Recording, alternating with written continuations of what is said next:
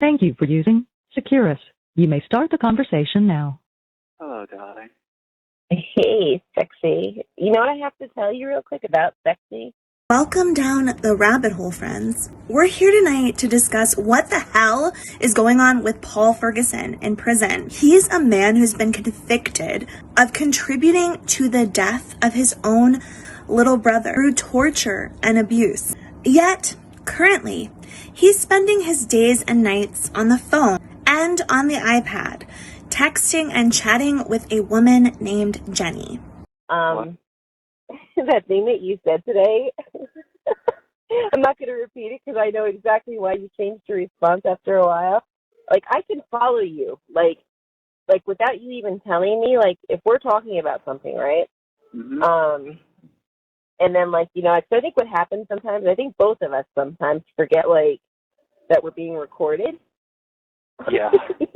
Like, we both said your brother's name tonight at different times. But I personally have the feeling that Jenny is very aware that she's being recorded at all times. She's actually putting on a show for all of us. Just my opinion. shit. Oh, yeah, so finish telling me about your shit story where you fell asleep. So, anyway, I was already late, so of course I didn't really care about the numb, practically dead-feeling leg. I dragged myself out of the bathroom, and the manager looks at me with this, like, what the fuck? Because I was bleary-eyed. She's like, are you okay? I'm like, no, I'm fucking exhausted. And she's like, do you want to take the day off?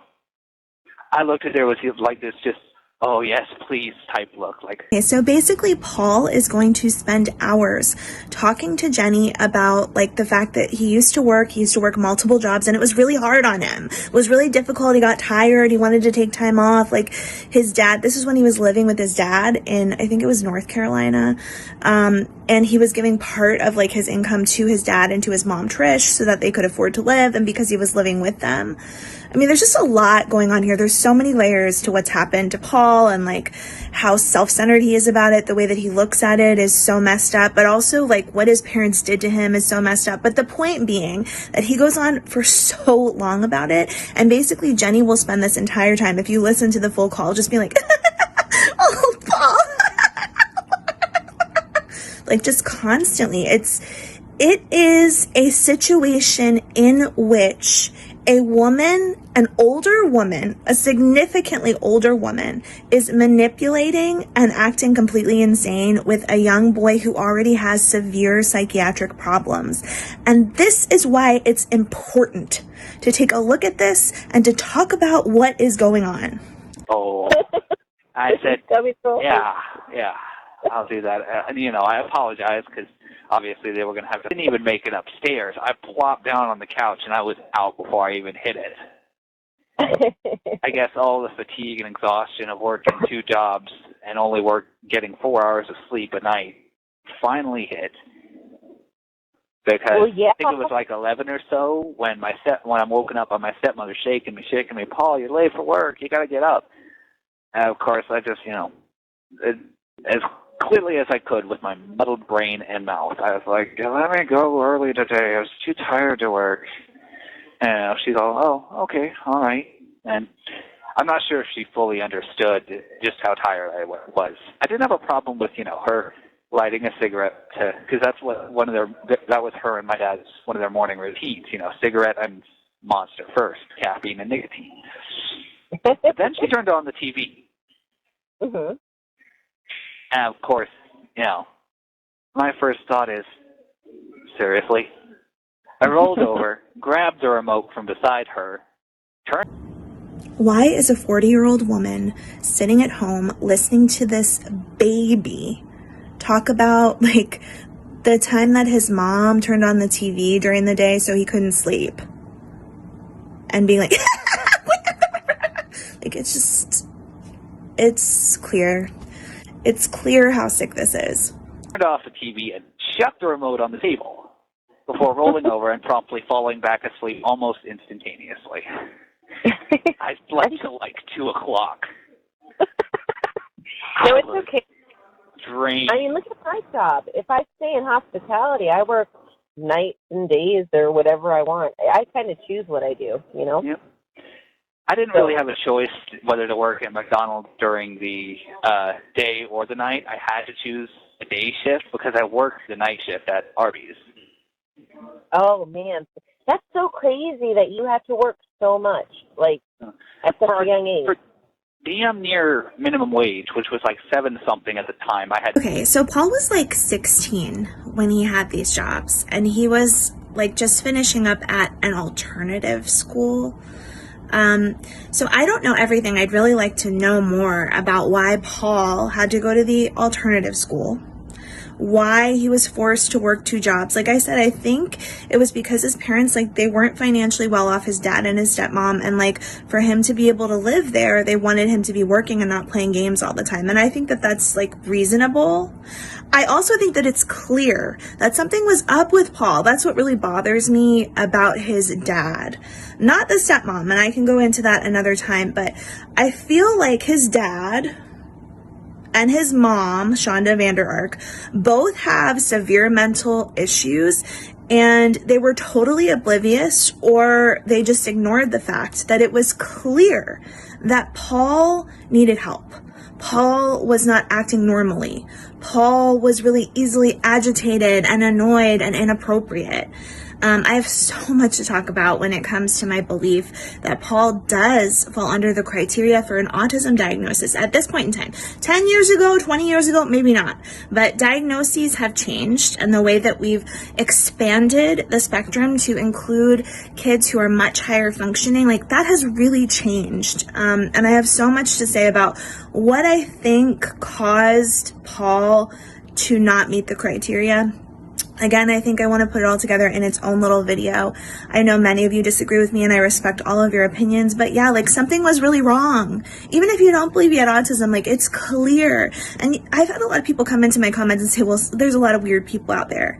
But if you're a parent that really cares about your kid, and you can see, like, if Paul was my child, you know, I would really do what I could to get some intervention going on here. You know, to give him the best possible opportunity at a normal life.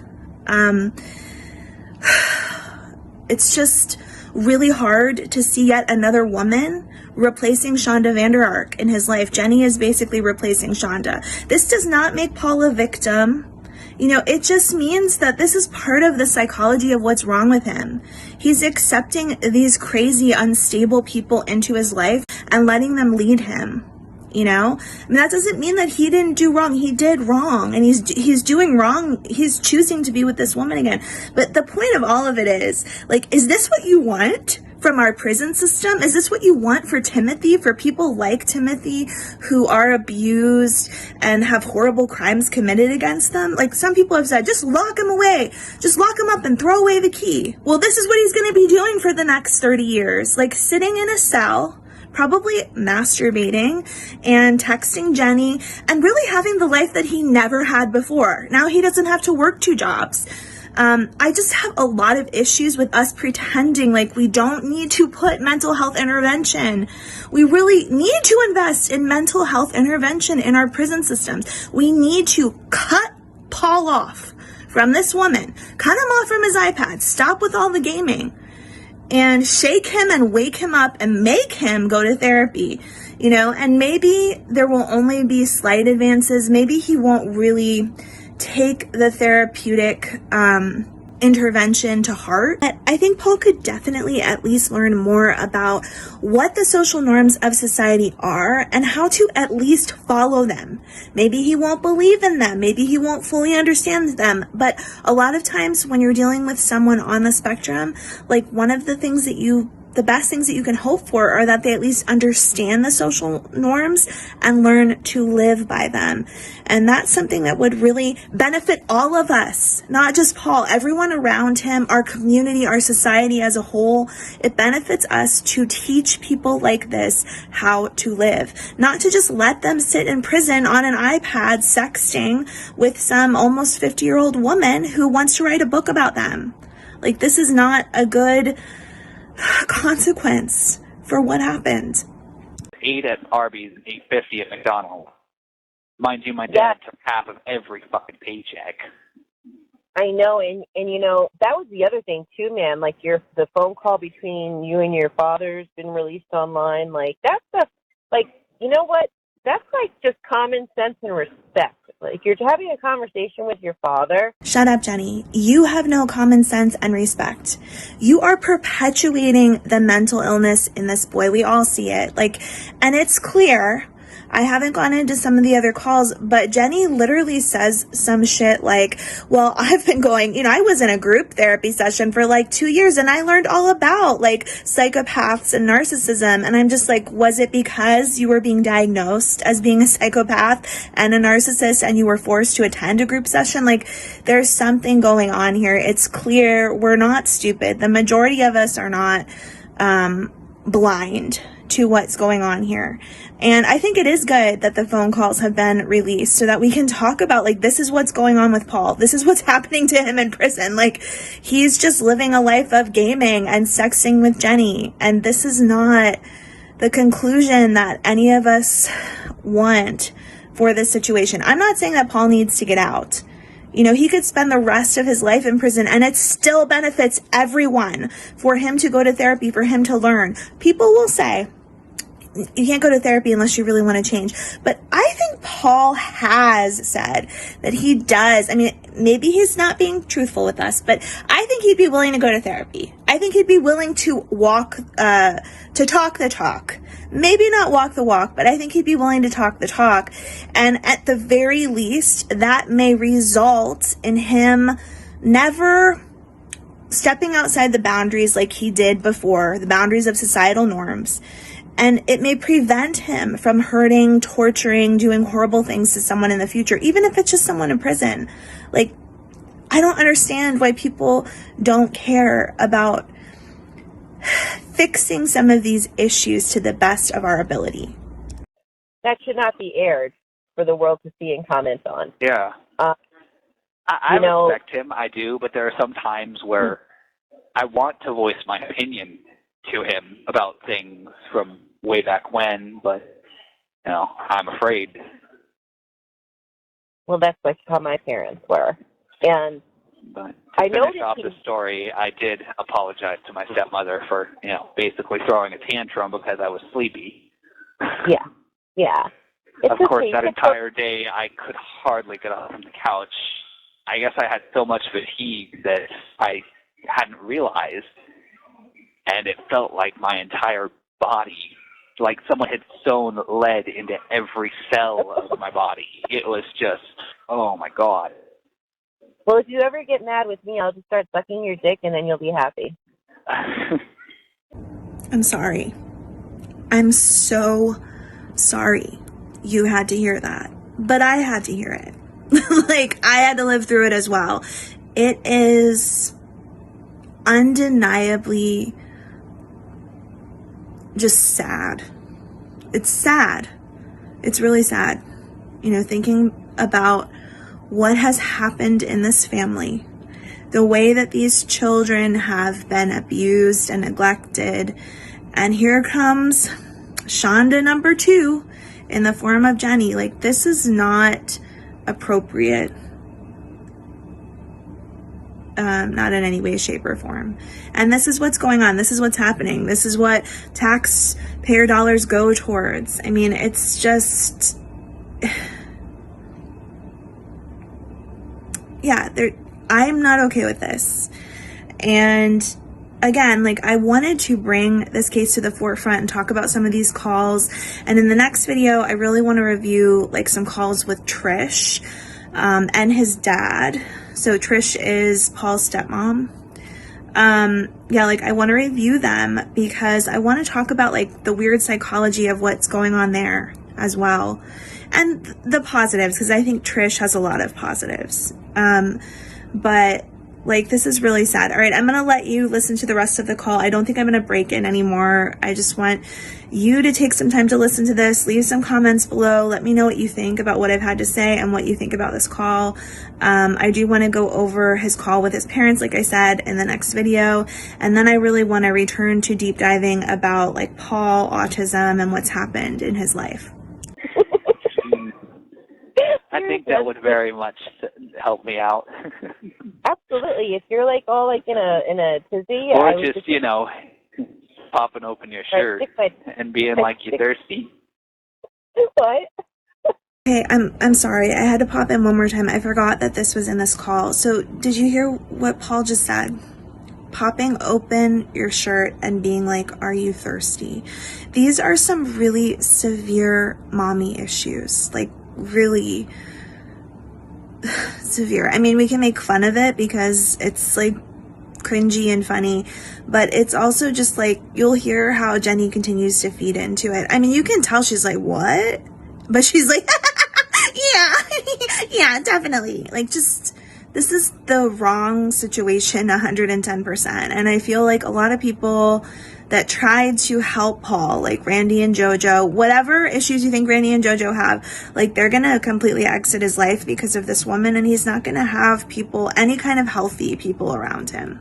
You know, Trish definitely isn't gonna be talking to him anymore once she hears this BS, you know. She has put it out there, like she cares about him. She's probably the one person who really loves him and really cares about him and is somewhat healthy for him. But she's been like, you did wrong and you need to recognize what you did to Timothy. When she hears that he's doing this shit in phone calls, like he's gonna lose her too. So, I mean, we're just perpetuating what was already wrong with Paul. And, you know, now he gets to live a life of not even having to work 2 jobs to pay for this kind of bullshit day in and day out. And I don't get it. I don't think that this makes any sense. What'd you say? I said just like popping open your shirt and, being like, you thirsty? Yeah, and I don't can't lactate, but still, that'd probably be like, okay, I can't stay mad. Damn it. Like I got big jugs, and like I told you, I have pink nipples and stuff. I'm like a strawberry shortcake. yeah, I don't want other people knowing what my woman is. Oh, that's right. Shit, see? I forgot. Oh, my God. That's what I'm saying. You're all right, baby. I know that sometimes you can't help it. You know I can't help it either. Oh, my God. So now whoever, if somebody chose to listen to this, they know what, okay. Yeah, well, they can dream all they want. And pink nipples is fine. It's all Paul. My future husband. It's nobody else. I'd say that's one of the worst. I've never had anything like really bad happen on my bike. I remember one year in Michigan on the back roads, I actually nearly got clobbered by a deer, I wouldn't right? say attacked. Yeah, the deer. Fucking this huge motherfucker. Scared the piss out of me. How the hell did that even happen? I don't even know. I was on the back roads. I mean, I'd say this. I was lucky I had the flashlight on my handlebars, because if I hadn't had that, I probably would have been gouged by that thing's fucking horns. Oh, my God. I just saw the first thing I hear is the thundering of the horns, and then into my field of vision with the light comes the fucking horn. Did it knock you over? Oh, shit. No, I dove off. I just left my bike abandoned. I'm like, fuck this. It can have the bike. I don't want it. I'd like my life better. The only incident I ever had biking in Oklahoma was a stormy night, and the power had gone out at Arby's. Mm-hmm. I finished my duties early, and they said, you can go home. If the power comes back on, we'll clock you out. If it doesn't, we'll fix it tomorrow. And so I made it to the first and basically only intersection I ever crossed getting home. I was at the crosswalk, and I had to go ahead. I was going, and this dude was turning. And of course, I'm trying to wave him, let him know, hey, don't. He didn't stop until he heard the thud. Oh, no, you got hit? I got hit on my bike, yeah. I was lucky that I had a helmet, and the only injury I sustained was a broken wrist. Oh, my God. Although, from time to time, it does still, like, snap and pop. I think whenever you break something, or, like even, like, my scar on my stomach, I mean, that was from 2017, and, like, if I push on it, it hurts. Like, or if I accidentally, like, my stomach on. I can't put enormous amounts of pressure on my right wrist. I'm thankful that it was my right and not my left. So wait. So you can't put pressure on your right. Which one broke? I can't put enormous amounts of pressure on my right wrist because it'll start to hurt. And sometimes it'll snap and pop painfully. I'm sorry. I'm just thinking about what you said about your right hand before.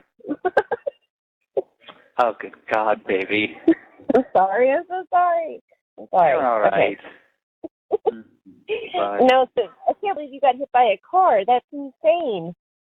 Thank God you had he actually drove me home. Of course, I didn't bother to get his name or anything because I was kind of in shock. I just got hit by a car.